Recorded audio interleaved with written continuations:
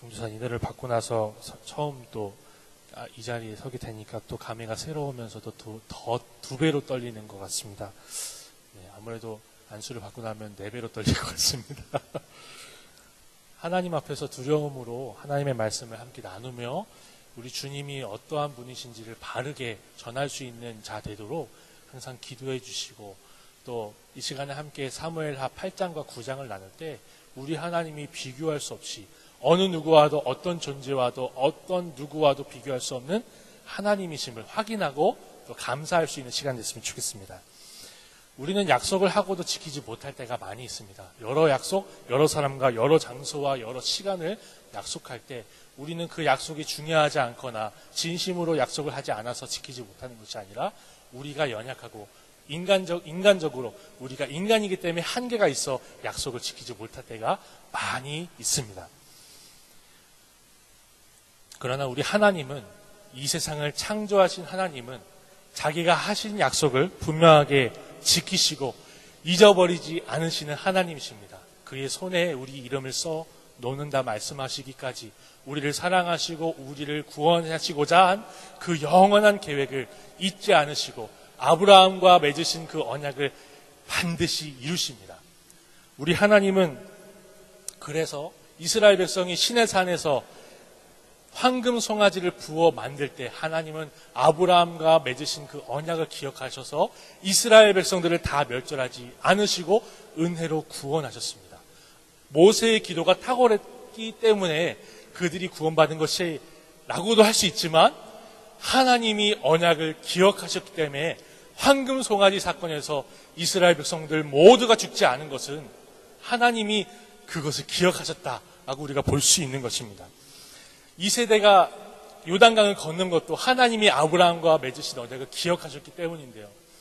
이스라엘 백성 첫 1세대가 가나안 땅에 있는 그 거인들을 보고 원망의 눈물을 흘리며 울부짖을 때 우리 주님은 거기서 다 멸절하실 수 있었지만 40년이 지난 이후에 이 세대를 요단강을, 여호수아를 위시하여 요단강을 건너게 하셔서 그 신실하신 하나님이 그 약속을 반드시, 이스라엘 백성들은 포기하고 실패하고 죄악을 짓지만 하나님은 그 약속을 신실하게 반드시 이루어 가신다는 사실을 구약성경이 확인해 줬습니다.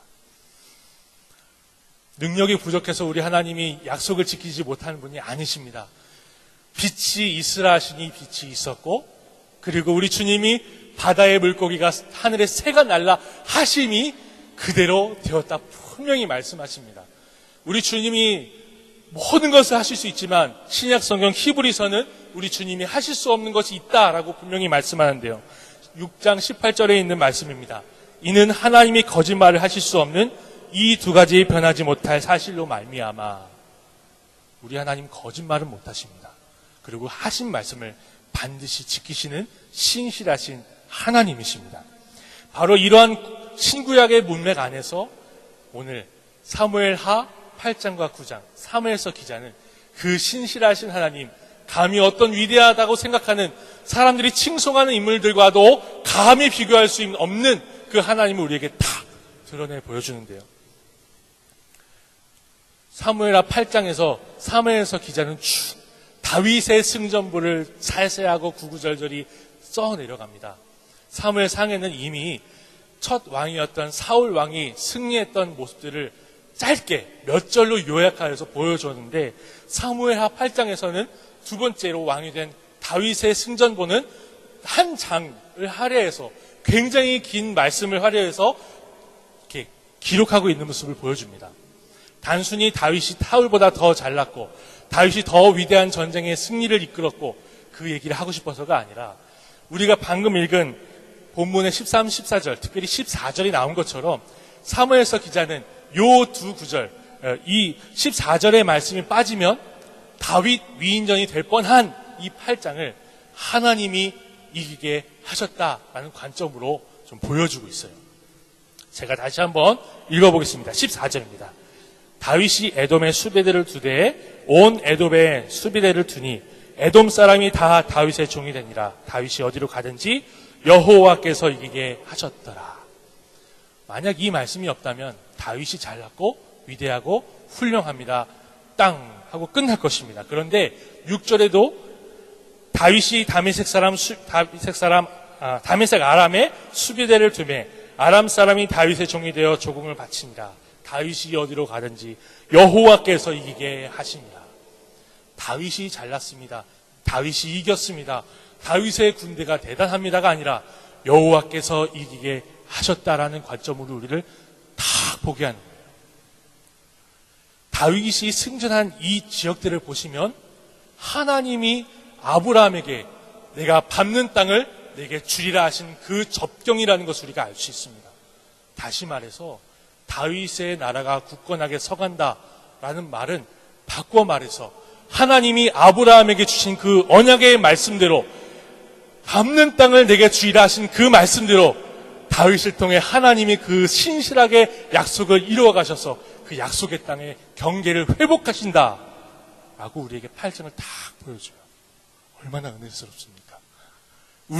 우리 삶 가운데 이러한 승리와 이러한 언약의 회복과 우리 주님의 신실하심이 날마다 드러나는 매일매일을 사시기 바랍니다. 이어서 9장에는요, 다윗도 이제 하나님도 신실하게 언약을 지키셨으니 다윗도 언약을 지키는 것 같은 모습을, 다윗도 언약을 지켜가는 모습을 우리에게 사무엘서 기자가 딱 보여줘요. 굳이 이 두 8장 9장이 이어져서 하나님의 언약을 지켜 이기게 하시고 다윗이 사울의 자손, 특별히 요나단의 아들, 자기를 사랑하고 자기와 언약 맺었던 그 요나단의 아들에게 요나단과 맺었던 언약을 지키는 모습을 굳이 양쪽에 딱 교차해서 보여주는 이유를 우리가 좀 볼 수 있어야 되는데요. 다윗이 하나님의 은혜를 베풀겠다고 사울 왕의 종 시바를 찾아다가 사울의 자손 중에 남은 자가 있느냐? 그래서 무비보셋, 양 발을 저는 무비보셋을 찾아냅니다. 그리고 요나단과 맺은 언약대로 사울에게 있었던 모든 재산을 돌려줘요. 단순하게 보면 재산을 돌려주는 걸로 볼 수 있지만 아브라함 언약을 기억하시는 독자라면 얼마나 놀라운 광경이 벌어진 건지 알 수 있습니다. 그 땅을 돌려줬다는 얘기거든요. 재산을 돌려줬다는 얘기가. 그 땅을 돌려줬다는 얘기는 무엇을 말합니까? 약속의 땅에서 기업 물을 자가 있게 하시고 약속의 땅에 하나님이 사울 가족에게 기스 족속에게 주신 그 약속의 땅을 회복시킨 사건이 무비보셋 찾아서 땅 전해준 사건이에요. 놀라운 일이 아닐 수 없습니다. 심지어는 무비보셋, 양 발을 저는 무비보셋, 원수의 자손이라고 할 수 있는 그 무비보셋을 자기 아들과 둘러서 먹는 왕의 테이블에 함께 앉아 먹게 하고 그가 왕의 자손임을 만천하에 보여주는 그런 모습까지 보여줍니다. 엄청나게 은혜를 베푼 거라 할 수 있습니다. 그러니까 8장과 9장을 큐티하다 보면 이런 결론이 날 수도 있어요. 아, 우리 하나님 신실하시구나, 8장. 아, 다윗도 하나님을 믿어 신실하게 살았구나, 9장. 아, 우리는 신실하게 살아야 되는 백성이들이구나. 예, 이렇게 하실 수 있습니다. 우리는 우리 신실하신 그 하나님을 믿기 때문에 우리도 신실해야 합니다. 제가 고등학교 때 제 친구에게 고등학교 전도를 한다고 그 친구가 조금 요즘 말로 하면 젊은이들이 하는 말로 하면 오타쿠 기질이 있었어요. 방에 틀어박혀서 만화만 보는 거예요. 일본 만화만. 이 친구의 꿈은 만화가였습니다. 그 친구를 전도하자고 제가 그 친구에게 저희 그 부평화랑교회에 있는 만화가 집사님을 소개시켜 주겠다. 첫 번째 약속을 했어요. 교회를 오면 문화상품권을 주겠다. 약속을 했어요. 문제는 제 한 달 용돈이 그 당시 2만 원이었습니다. 근데 제가 약속한 문화상품권은 5만 원짜리였습니다. 거짓말쟁이가 될 뻔한 상황에서 그 친구를 어떻게든 교회 데리고 왔습니다. 제가 그게 전도라고 굳게 믿었기 때문에 교회당 안에 한 번이라도 발을 들이면 전도라고 생각했기 때문에 무리를 좀 했어요. 그리고 나서 다음 주에 주기로 한 날인데 하나님 어떻게 합니까? 제가 하나님을 믿는 신실한 백성으로 살고 싶은데 이 친구한테 뻥을 치게 됐어요. 하나님 어떻게 해야 될까요? 저희가 고등부 때 큐티 모임을 한 30명이서 모여서 했거든요. 그때 오픈을 했어요. 어떻게 할까요? 돈 달라는 소리는 아니었어요. 예, 다른 친구들도 다 이렇게 어려운데 제가 그리고 나서 기도하고 다음 날 제가 소년부를 5, 6학년 소년부를 이렇게 섬겼었거든요. 기타 반주로. 고등학생 때요. 근데 소년부 부장집사님이 저를 막 쫓아와가지고 봉투를 내밀고 생일 축하한다고 하시고 도망가시는 거예요. 제가 그런 거 잘 안 받았거든요. 정확하게 문화상품권 5만 원이 들어있었습니다. 제가 그래서 그거 줬어요. 그리고 또 간증했어요. 다음 주에. 근데 제가 신실하게 살아야지 하면 할수록 깨닫는 게 있었어요. 이렇게 놀랍게 기적적으로 우리 주님께서 신실함을 유지하게 하시고 또 다른 사람들에게 뻥치지 않고 좀 이렇게 신실하게 살아갈 수 있기도 하시지만 때때로 제가 앞서 말씀드린 것처럼 인간적인 한계로 거짓말도 하게 되고요. 제 의지와 상관없이 약속을 잊기도 하고 저는 신실하지 않은 것 같고 점점 더 나이가 들고 또 여러 가지 일을 할 수 있는 위치에 들수록 더더욱 신실하지 못한 모습으로 살아가는 것 아닌가. 그때 고등부 때 2만 원짜리 몇 달을 모아야 그렇게 지킬 수 있는 약속 겨우 지켰는데 제가 부흥회 때 부흥사님이 하나님 앞에 큰 것을 드려야 하나님이 크게 주신다고 하시길래 100만 원 헌금한다고 써서 내고 지금까지 못 지켰습니다. 8.9장을 볼 때마다 너무 마음이 아픈 거예요. 그런데 사무엘 하를 쭉 읽어보다 보니까 그 문맥이 거길로 가지 않더라고요. 다윗도 신실했습니다. 대단합니다. 그렇지요? 하나님 믿는 사람들 다 대단해야 됩니다. 신실해야 됩니다. 하나님처럼 살아야 됩니다를 가리키는 게 아니라 다윗이 압살롬을 피해 피난할 때 시바가 하는 말만 듣고 그 재산, 기업을 도로 사울의 종 시바에게 다 갖다 줍니다. 니 다 가져. 무비보셋의 모든 재산을 너에게 주노라 라고 말해버려요. 그 문맥을 지금 사무엘 하 기자가 보여주고 있는 겁니다. 무슨 말이죠? 하나님은 신실하신데 이스라엘 모든 백성들이 칭찬하고 위대하게 여기는 다윗도 하나님과 비교할 수 없다는 걸 보여주는 거죠. 이 땅에서 어떤 사람도 심지어 하나님의 사람이라 할지라도 하나님의 사람을 믿을 수 있는 것이 아니라 하나님의 사람을 의지해야 되는 것이 아니라 영원하신 그 하나님과 그 하나님의 말씀만을 의지하며 살아야 할 것이다. 그 문맥을 우리에게 8장과 9장이 가르쳐주고 있는 것입니다. 우리는 정통 보수잖아요. 이단이 아니고 정통 보수입니다. 네덜란드 개혁교회가 말한 5가지 개혁교회의 특징, 칼빈주의 특징을 철저하게 고백하는 보수주의입니다. 제가 대학교 1학년 때 들어가서 가장 먼저 말씀을 좀 지루하게 하시는 총장님을 만났어요. 근데 그분이 얼마나 참 진실한 분이었는지 나중에 알았는데요. 그분이 신입생들 다 앉혀놓고 재우면서 하신 말씀이 칼빈주의 5대 강령 툴립, 전적 타락, 선택 이러면서 말씀하신 건데 우리는 전적 타락을 믿습니다. 전적 타락을 고백합니다. 우리는 근본적으로 타락했다는 것을 고백해요. 부분만 타락한 것도 아니고요. 우리가 구원받을 수 있는 능력이 전혀 없다는 것을 고백하는 게 우리 교단이 가지고 있는 특징적인 고백입니다. 그래서 이 고백 안에서 우리는 어느 누구도 믿음의 대상이 아니라는 것을 분명하게 고백해야 됩니다. 전적 타락 딱 한마디만 얘기하는 것이 아니라 제가 군대 가서 배우고 깨진 게 뭐냐면 저는 굶어가면서 점심시간에 2,500원 낼 게 없어서 굶어가면서 물 마시면서 공부했거든요. 제 시대는 그런 시대가 아닌데 제가 그랬어요. 그 학자금 대출을 생활비까지 쫄딱 받아서 저희 어머니한테 다 갖다 드리고 저희 어머니는 그걸로 생활을 하시고 저는 굶어가면서 생활을 했거든요. 군대 갔다 오기 전까지요. 그런데 제가 선교사님들이 와서 채플 시간에 헐거하면 헌금했어요. 갖고 있는 거 다 헌금했어요. 그때마다 간증할 게 너무 많거든요. 근데 군대 가니까 제가 그래도 잘난 줄 알았더니 정말 공부도 열심히 했습니다. 밖에서 축제한다고 쿵짝쿵짝 하고 막 무슨 믿음의 유산이 오고 경배와 찾아라 하스데반 선교사님이 와가지고 소리 지를 때 저는 영어 번역했습니다. 어떻게든지 하나님 말씀 바르게 증거하고 배우려고요. 근데 군대 가서 제가 얼마나 쓰레기인지를 알고 나서 이 전적 철학이 다 주고백이 되는 거예요. 하나님, 나는 전적으로 타락했습니다라고 고백이 되는 순간 내가 안 믿어지더라고요. 나를 의지하고 나를 자신하고 나는 죄 안 짓고 내 맘대로 주님 뜻대로 살기로 했네 노래 부르니까 잘 사라질 거야. 그렇게 생각했는데 전적 타락의 그런 고백이 아니더라고요.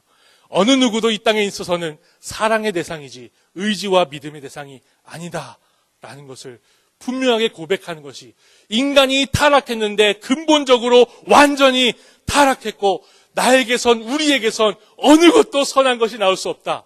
그게 전적 타락이더라고요. 그래서 성경이 인간을 의지하라, 아브라함처럼 되라, 의지하라, 닮아라고 가르치는 것이 아니라 사랑하라, 내 이웃을 내 몸같이 사랑하라고 가르치는 겁니다. 우리는 실수가 없는 자들이 아닙니다. 야고보서에서도요, 실수가 없는 자가 없다. 그러니 많은 선생들이 되지 말아라. 분명히 얘기합니다. 그래서 우리 주님은 자기를 부인하고 자기 십자가를 지고 나를 쫓을 것이니라 분명히 말씀하시는 거예요. 우리가 주님 뜻대로 살아가는 것도요, 내 능력과 내 생각과 내 경험과 내 모든 것을 통해서 주님 뜻대로 살아가는 것이 아니라 우리 주님께서 직접 가르치셨습니다. 가지가 나무에 붙지 아니하면 열매를 맺을 수 없나니. 우리 주님께 의지하지 않고서는 주님 뜻대로 살아갈 수가 없습니다. 성령께 의지하지 않고서는 하나님 백성답게 살 수가 없습니다. 그게 성경이 말하는 문맥입니다. 그게 성경이 말하는 우리의 상태입니다. 정리를 해볼까요? 사람을 의지하지 마시고 사람을 믿지 마시고 사랑하는 성도님들, 하나님을 믿고 하나님만 의지하여 사람을 사랑하고 이웃을 내 몸같이 사랑할 수 있는 우리 교회 됐으면 좋겠습니다. 종교개혁에 500년이 지났습니다. 사실은 501년입니다. 1517년 비텐베르크 성당 정문에, 혹은 비텐베르크 사람들은 좀 역사를 축소하고 싶은가 봐요. 쪽문에 95개조 반박문이 붙었습니다. 루터가 붙었습니다. 대학교 교수였고 신부였던 루터가 그곳에 붙이고 나서 종교개혁의 여파가 독일과 프랑스와 유럽 전역에 퍼진 날을 가리켜 종교개혁 기념하고요. 지금은 좀 교육부서에서는 저희가 좀 강조를 많이 하려고 그래요. 왜냐하면 10월 30일이 그날이거든요. 종교개혁 기념일. 근데 요즘은 영어 유치원 그래서 미국에서 들어오면 다 좋은 줄 알아요. 우리나라 사람들. 슬픈 것 같아요. 할로윈 데이를 합니다. 그날. 아세요? 영어 유치원에서 애들 해골 바가지 쓰고 와가지고 할로윈 데이하고 사탕 받아갑니다. 귀신 분장하고 에버랜드지 롯데월드니 가면요 다 귀신입니다. 좀비고요, 유령입니다. 그래서 제가 좀 그걸 강조하고 싶어요. 그런데 우리는 종교개혁을 조금 다르게 볼 수 있어야 됩니다. 종교개혁이 일어날 수밖에 없었던 중세 천년은요, 이 암흑은요, 이 부패는요, 이 교회의 변질은요, 한 사람을 믿는, 사람을 하나님만 의지하는 것이 아니라 성경이 말하는 하나님의 말씀과 주님의 놀라운 역사하심과 계획을 믿는 것이 아니라 한 사람을 의지하게 만들었습니다. 이단들이 많이 생겼고요. 이방인들, 특히 아랍권에 있는 무슬림들이 쳐들어와서 소아시아, 바울이 전도했던 그 소아시아를 무슬림으로 물들여 버렸고, 얼마나 어려운 격변을 겪었는지 몰라요, 기독교가. 그래서 한 사람에게 의지하기 시작했습니다. 권위 있는 한 사람, 이단을 가려내고 교회, 기독교 세계를 유지할 만한 한 사람을 정해서 그 사람을 교황이라 세워놨는데, 처음엔 그렇지 않았어요. 점점 권위가 높아지고 높아진 거예요. 말씀의 유일한 해석자요, 베드로의 후계자요, 이 땅에서 예수께서 머리 되시지만 아직 임재하지 육신으로 오지 않으셨으니 행정적인 교회의 머리라 하면서 교황이 교회를 이끌어가고 사람들은 교황의 말에 의지하기 시작한 거예요. 교황만 의지하기 시작한 거예요. 그게 부패의 온상이었습니다. 아시는지 모르겠지만 지금 교황이 바뀌기 전에 전 교황이 마피아와 손잡고 그 은행 했던 거 아시죠? 좀 기사 읽어보신 분들은 아실 거예요. 그 당시엔 더 심했습니다. 그러다 보니까 교황이 깡패를 데리고 와서 자기가 교황이 되겠다고, 교황 후보자들이요.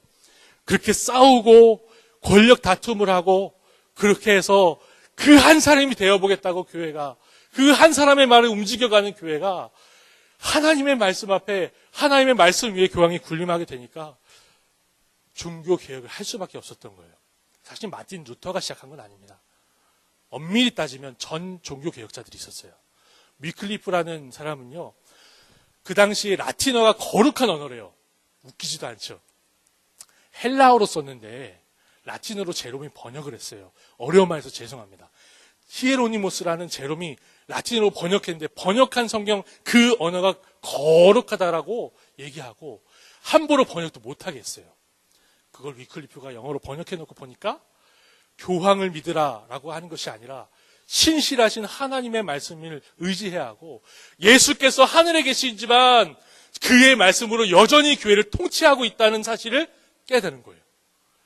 교황주의에 대해서 대적하기 시작합니다. 위클리프가 그래서 순교당해요. 순교당하지 않고 잘 죽어요. 그리고 나서 죽고 나서 관에 묻힌 그 위클리프를 갖다가 천주교 가톨릭이 뭐 했는지 아십니까? 그 사람을 갖다 시체를 파다 화형시켜서 가게다 싹 뿌려버렸어요. 체코에 있는 후스도 마틴 루터 전에 있던 사람입니다. 교황주의 잘못됐고 하나님 말씀대로 살아야 됩니다. 그 얘기했다가요, 목이 베어서 체코에 있는 다리에 이렇게 묶여 있었대요. 매달려 있었대요. 마틴 루터가 종교개혁을 성공했던 이유는 무엇이었냐면 그 당시 정치적인 상황이었어요. 독일은 왕이 대빵이지만 왕만큼의 힘을 갖고 있었던 제후들이 있었습니다. 제후들이 루터를 감싸준 거예요. 죽지 않도록 막아준 거예요. 그리고 제후들이 루터의 말대로 하자. 그래서 루터교가 독일에서부터 쫙 퍼집니다. 이렇게 종교개혁이 시작되는데 제가 이렇게 지루한 말씀을 드리는 것은 종교개혁의 형태만 보면 종교개혁의 성공, 실패를 따질 수가 없다는 거예요. 종교개혁 성공했습니까? 라고 따질 수가 없는 거예요. 칼빈이, 아시죠? 존 칼빈이 편지를 씁니다. 스위스에 신실했던 장애인 목사님이 계셨어요.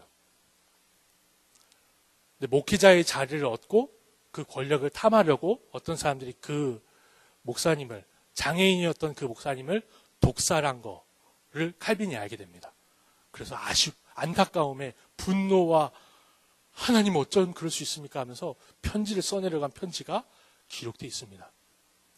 칼빈이 제네바로 갔기 때문에 제네바가 거룩한 도시라고 많은 사람들이 알고 있는데, 제네바, 스위스, 그 당시에 그 스위스가 왜 개신교로, 개혁교회로 바뀌었는지 아십니까? 요즘의 역사가들은, 교회 역사가들은 우리가 그냥 스위스가 거룩한 하나님 말씀대로 살려고 그렇겠구나 라는 그 생각을 조금 바꿔서 이야기를 해요. 스위스가 위치상 프랑스와 독일 중간에 있는 나라입니다. 실제로도 스위스 안에도 위쪽 지방은 독일어를 썼고 밑에 쪽 지방은 프랑스어를 썼어요. 문제는 뭐냐면 프랑스는 종교개혁이 딱 벌어지자마자 가톨릭을 고수했어요. 그래서 대학살도 벌어지고요. 개신교들을 못 잡아먹어서 안달인 거예요.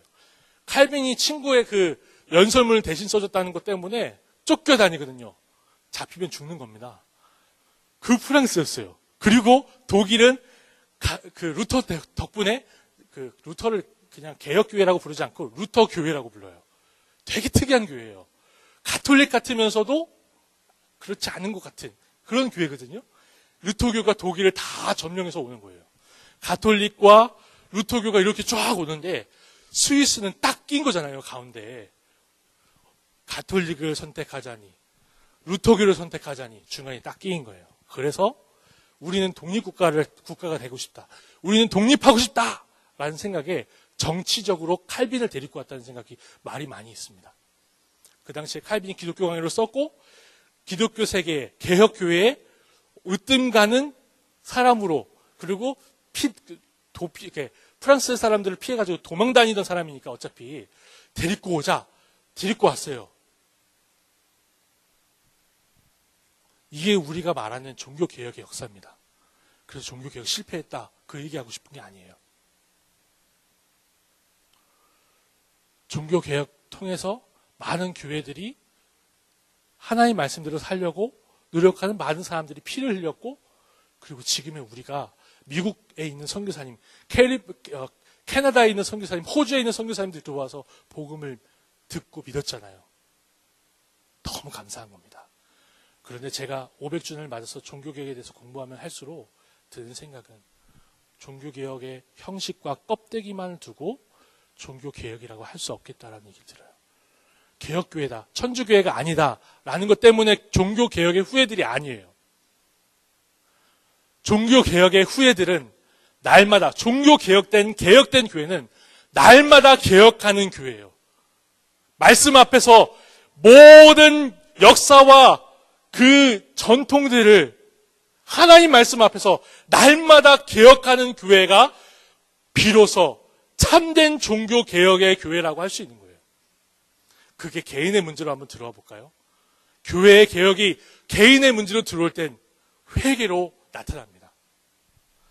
하나님 말씀 앞에서 내 인생의 경험과 지식과 내가 배운 것, 내가 만난 것, 내가 아는 것을 다 내려놓고 주의 말씀 앞에서 날마다 회개하고 지식에까지 새로움을 받는 새 피조물이 되는 게, 그것이 참된 종교개혁이라는 사실을 제가 깨닫게 되는 거예요.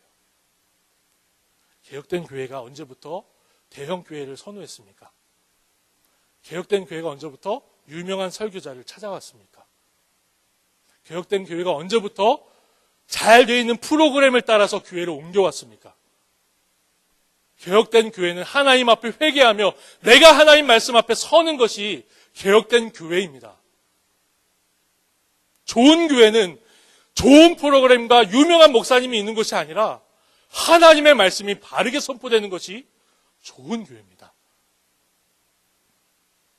종교개혁 500주년을 맞아서 사랑하는 부평동부교회가 다시 한번 좋은 교회로, 종교개혁된 하나님의 백성들로 좀 바르게 섰으면 좋겠어요. 개혁된 교회는 한 번 개혁하고 그 껍데기가 흘러가는, 그거는 개혁된 교회가 아닙니다. 표가 그래요. 개혁교회는 날마다 개혁한다. 그것이 우리가 날마다 하나님 앞에서 회개하며 가슴을 치며 가슴을 찢으며 주님 앞에 울부짖어야 할 이유이고, 개혁된 교회의 성도님들이 반드시 해야 될 거, 하나님의 말씀 앞에 서고 하나님의 말씀 앞에 회개하는 거, 그거밖에 없다는 것입니다. 사랑하는 성도님들, 인간을 의지하고 유명한 것, 대단한 것, 개척교회 가는 것보다 교회 근처 동네에 좀 큰 교회 가는 게 마음이 편하긴 해요. 맞습니다. 그렇죠? 안 그렇습니까? 개척교회 처음 가면 사람들이 막 눈을 와 하면서 새로운 사람이 왔다고. 근데 큰 교회 가면 저 사람 누구지? 누구였지? 아는 사람인가? 누구였는지 전혀 모르는. CTS, CBS에서 개척교회 목사님 설교가 나오는 적이 있습니까? 광고비 받으면서 대단한 교회 목사님들만 나오죠. 안타까운 현실이 아닐 수 없는데, 저희가 이 말씀을 통해서 그 사람들 다 잘못됐고 우리는 잘됐다가 아니라 나를 돌아보자는 거죠. 나를 돌아보자는 거예요. 우리는 믿을 만한 사람들이 아닙니다. 이 세상 누구도, 성경도, 우리 주님도 누구를 믿으라고 하시지 않았고, 오직 하나님의 말씀만 의지하여 살라고 분명히 말씀하셨습니다. 우리는 이 저녁에 함께 기도할 때, 하나님, 사랑하는 부평 동부교회가 한국에 있는 많은 교회들이 개혁교회의 모습을 회복하게 하옵소서. 새로운 교황, 목사님의 말씀이면 헌금도 차도 팍 사야 되고, 은행에 억지로 빚을 빌려서 대단한 건물을 져야 하는 새로운 교황들이 많이 생겼습니다. 제가 정말 감사한 게 뭔지 아세요?